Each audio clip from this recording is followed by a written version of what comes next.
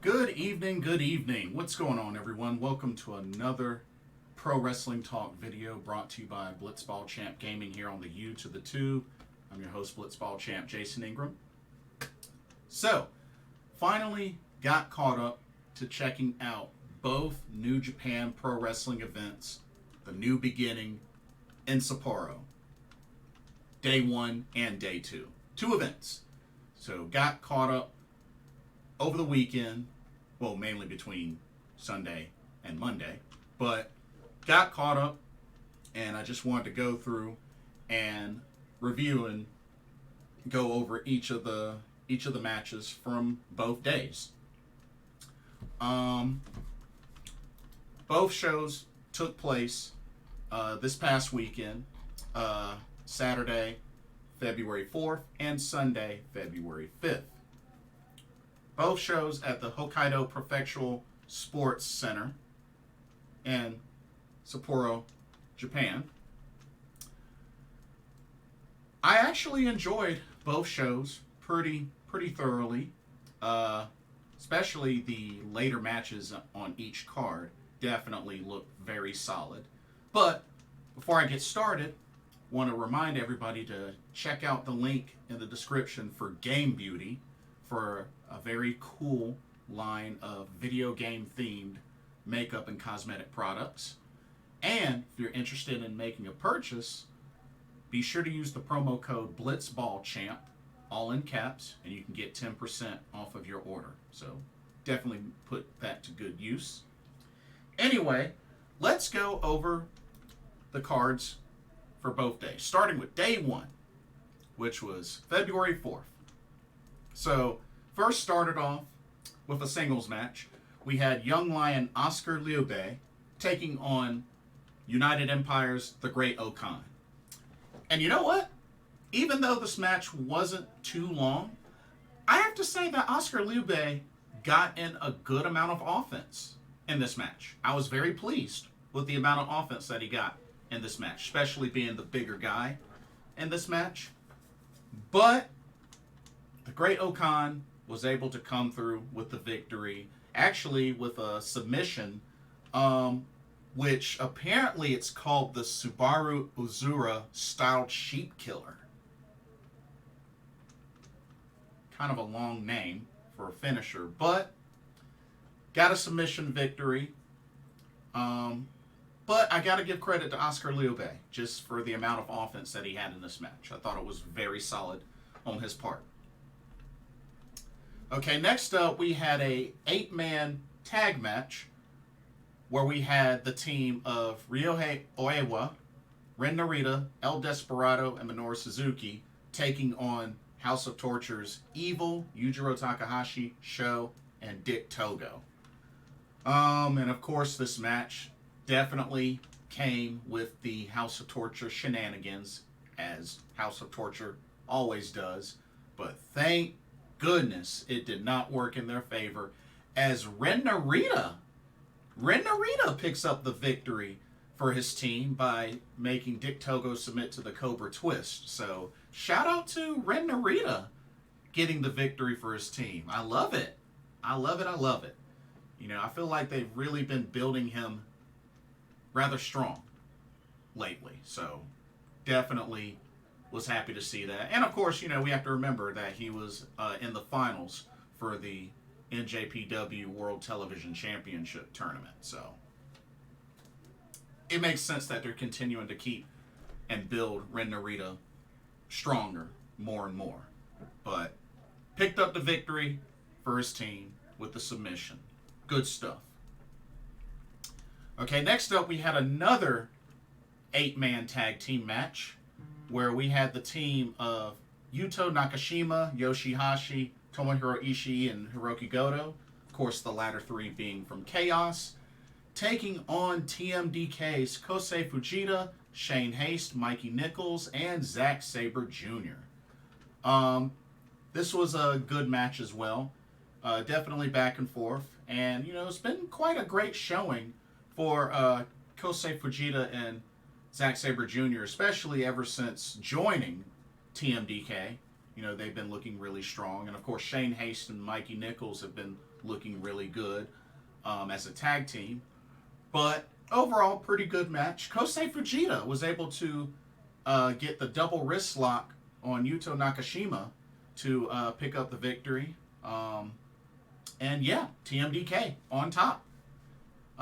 Solid match. Kosei Fujita looked good.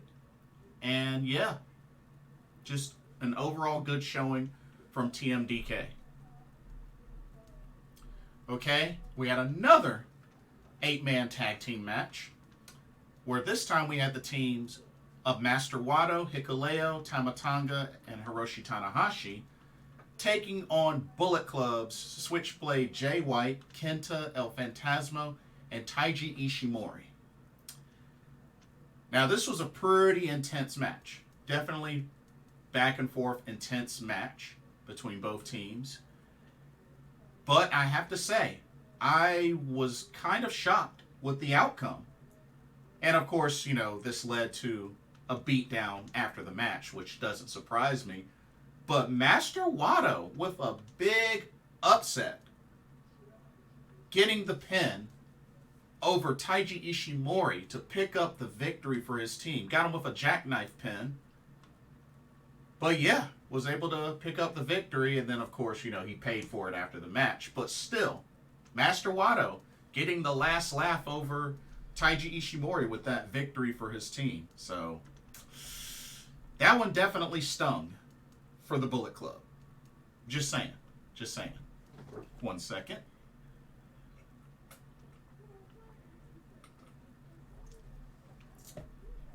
Okay, the last 8-man tag team match ended up being between the team of Yo, Ryusuke Takaguchi, Toru Yano, and the Rainmaker, Kazuchika Okada, taking on LIJ's Shingo Takagi, Sanada, Hiromu Takahashi, and Bushi. I was actually kind of surprised. I honestly felt like Bushi was going to end up taking the pin, being that he's typically the one to take the pin in matches with LIJ on the losing end. But this was a good match. But overall, you know, there's a lot of focus that's going to be on Okada and Shingo Takagi going forward for obvious reasons. But Shingo was able to get the victory for LIJ, hitting Ryusuke Taguchi with the last of the dragons. So LIJ on top in night 1. But I like that they're, you know, consistently continue to build up more and more between Okada and Shingo, which I look very forward to when it comes to that time. Okay, we had one title match. Had one title match on the card, and this was for the IWGP Junior Heavyweight Tag Team Championships. As the champs, United Empire's Catch 2-2, Francesco Akira and TJP making their 4th defense against the team of Doki and Yoshinobu Kanemaru. This, hands down, was my favorite match of the card. Hands down. Favorite match of the card. I mean, these two teams went back and forth. It was very intense. And I mean, Doki, like, I honestly had thought that he was about to tap out Francesco Akira with the Doki Choki. Came very close. And then even Yoshinobu Kanemaru had a submission of his own on TJP. So these two came very close. And Doki and Yoshinobu Kanemaru were definitely in sync. And this match was definitely fire. This match was fire.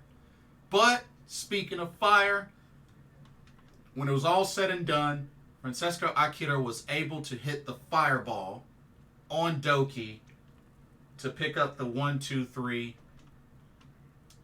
and catch 2-2. Retain the IWGP Junior Heavyweight Tag Team Championships. But what a match. Definitely enjoyed it from start to finish. And you know what? TJP and Francesco Akira continuing to stay strong as the champs. You know, they could have those titles a good long while. You know, this was their 4th successful defense. They're looking good. They're looking really good. Okay, next up, we had a singles match between Taichi and Will Ospreay. And this was a definitely hard-hitting match between the two. Definitely went back and forth from start to finish. A great clash of styles. But when it was all said and done, Will Ospreay, the Billy Goat of United Empire, was able to hit the Stormbreaker on Taichi to pick up the victory. And Will Ospreay reigns supreme under the United Empire. So, definitely was cool to see that. And then the main event of night 1 came down to a singles match between Shota Umino taking on the leader of LIJ, Tetsuya Naito. And I have to say, this was definitely another one of Shota Umino's best matches. I mean, he already had an incredible singles match a while back against Will Ospreay. But I tell you, definitely saw a lot of the same in this match against Tetsuya Naito. Shota Umino has just really been getting better and better and better. Dude has been a lot of fun to watch. So, this match was definitely no different.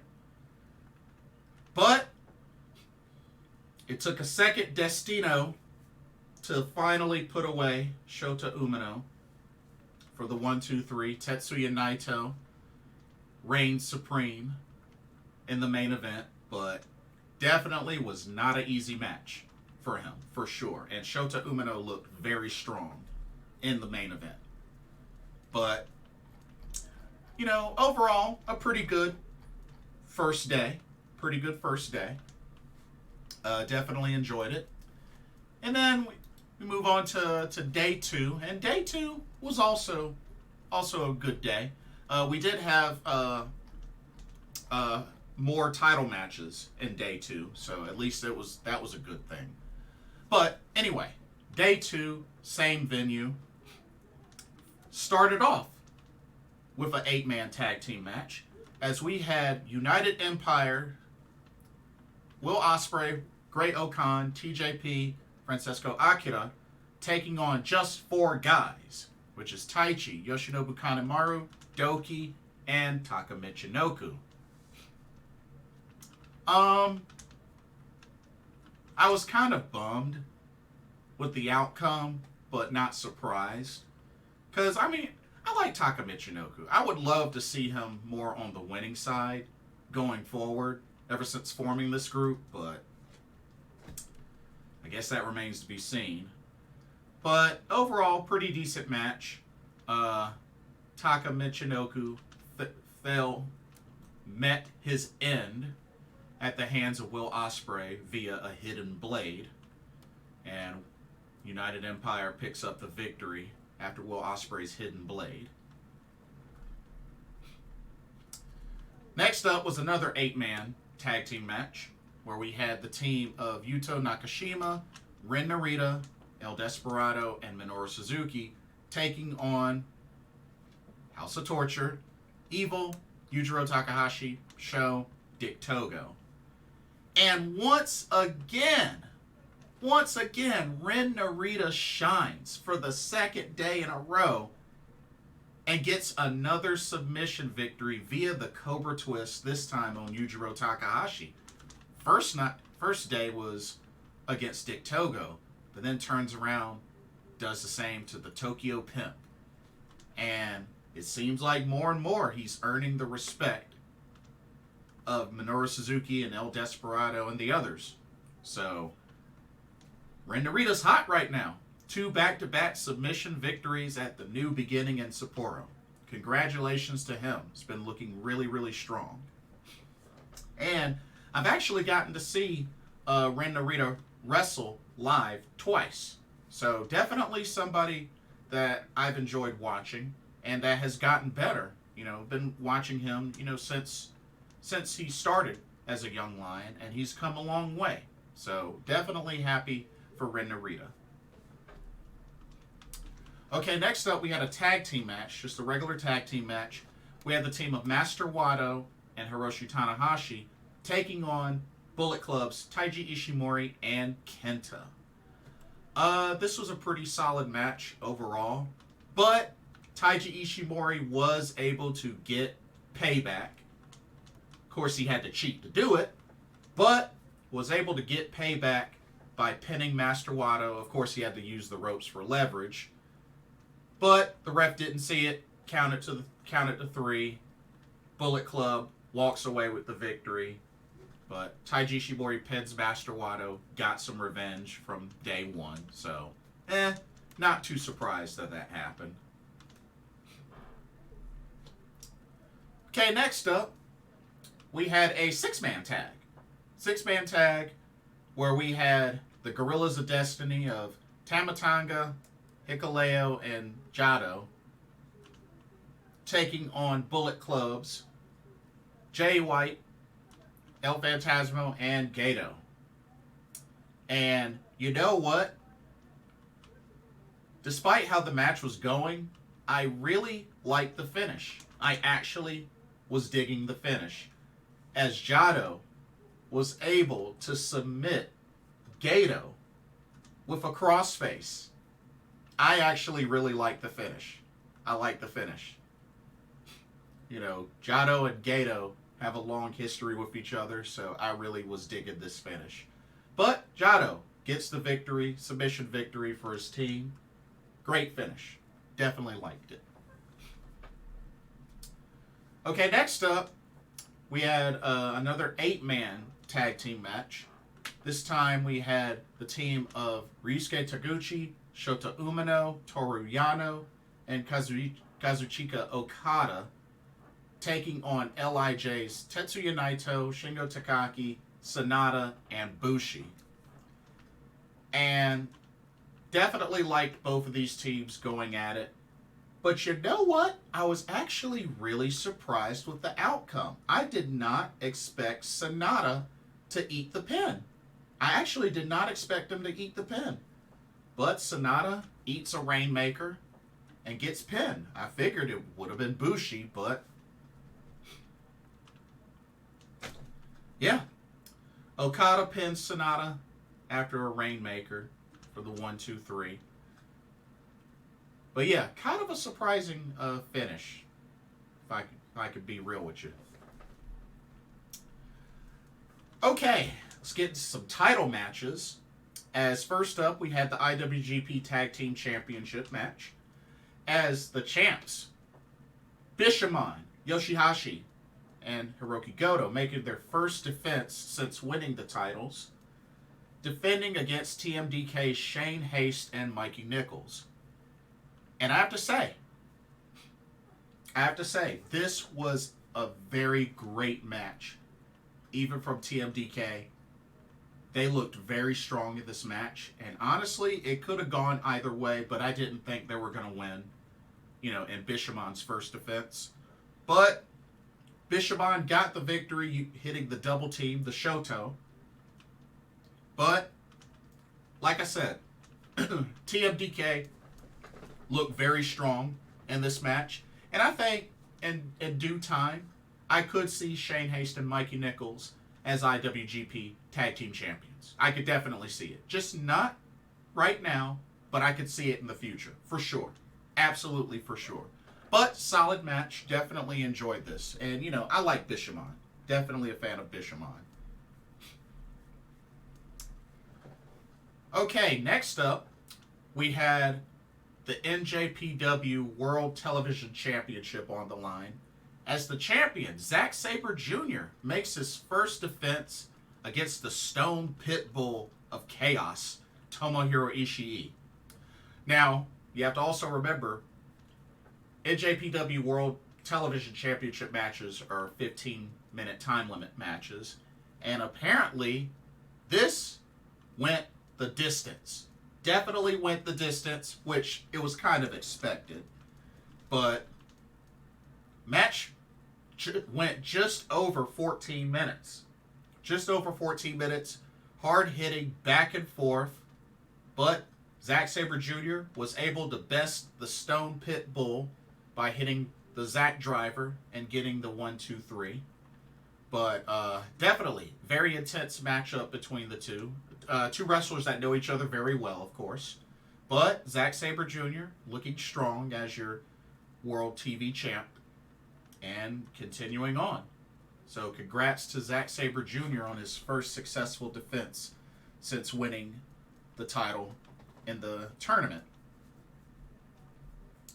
And then the main event of day 2 of the New Beginning in Sapporo, we had the IWGP Junior Heavyweight Championship on the line as the champ making his first defense, Hiromu Takahashi, taking on Direct Drive's Yo. I have to say, this was definitely one of Yo's best singles matches. Hands down. Definitely looked strong, and he looked like a threat in this match. He was already, pretty much a threat when it comes to tag teams, being that him and Leo Rush, won the Super Junior Tag League. But Yo was showcased very well in this match. Definitely back and forth. I mean, it was crazy. It was really, really crazy. And, as much punishment as Hiromu can dish out, he can take a lot of punishment as well. Especially, we all know his injury history. Like, he's taken quite a beating and has bounced back multiple times. So, the time bomb always is something special. But it took a while. But the ticking time bomb was able to retain the championship after hitting Yo with a time bomb 2. Took 2 attempts because the first one, Yo was able to escape. But second time was able to hit the time bomb 2 to retain the IWGP Junior Heavyweight Championship. So, great main event. Like I said, both shows were solid. Just, we had more title matches in day 2. Which is cool. Which is definitely cool. But solid performances at the New Beginning in Sapporo. And don't forget, coming up, we got the New Beginning in Osaka. So that should be a very fun event. That's one night. That's one night. So definitely looking forward to that. Also, 2 other things I wanted to mention. Will Ospreay of United Empire had mentioned expanding the ranks of United Empire and even going as far as to saying he wants to recruit a faction from Stardom to be a part of United Empire, to represent United Empire. What do y'all think about that? What current Stardom faction, or better yet, what ladies from the Stardom roster could you see representing United Empire? What do y'all think? If you ask me, honestly, I wouldn't mind it being God's Eye. I would not mind it being God's Eye. Because you got to have a strong faction. Because, honestly, Cosmic Angels wouldn't really make sense to me. Stars wouldn't really make sense to me. Oedo Tai. Oedo Tai really wouldn't make sense to me either. I think it would have to be between God's Eye and Donna Del Mundo. I think that's what it would have to come down to. Is either God's Eye or Donna Del Mundo. One of those 2 factions I feel makes the most sense. So we'll see. But I think it's very intriguing. So we'll see how that goes. And then, lastly, it was just announced that the New Japan Pro Wrestling LA Dojo will be launching the NJPW Academy this coming March, which is going to give wrestlers, those that are new and those that are experienced, an opportunity to become a young lion and train and grow in their pro wrestling career. Check this out. They got an article, which I'll link in the description, about NJPW Academy, and it even has a video on YouTube. So definitely check out this subscription. But it says, and I quote, says, on March 24th, 2018, NJPW's LA Dojo celebrates its 5th anniversary with the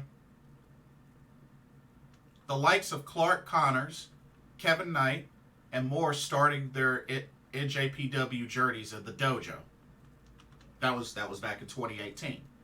While Ren Narita and Yu Uemura have found themselves progressing under the tutelage of Katsuyori Shibata, the full-time immersive training environment of the LA Dojo has firmly established itself as the premier site of talent development in the United States, which makes sense. At the same time, individual training seminars at the LA Dojo led by Kushida and Rocky Romero have seen wrestlers with some match experience share ideas and further their prospects, creating unique learning experiences and further fostering talent in order to advance the wrestling space as a whole. NJPW Academy will see the next step in the evolution of LA Dojo. The Academy offers twice weekly classes that present attendees with a 24-session curriculum at an affordable rate. Led by established world-class trainers in the LA Dojo's facility, the courses on offer at the Academy will see prospective talent expertly equipped to further their career anywhere in the world, or to take on the full-time commitment of LA Dojo proper. They have beginners courses and advanced courses. So 24 sessions with both taking place over a 12-week period. Pretty much costing about $2,400. So, hey, that's pretty neat. And they have the sign-ups, posted in the link, so folks can sign up.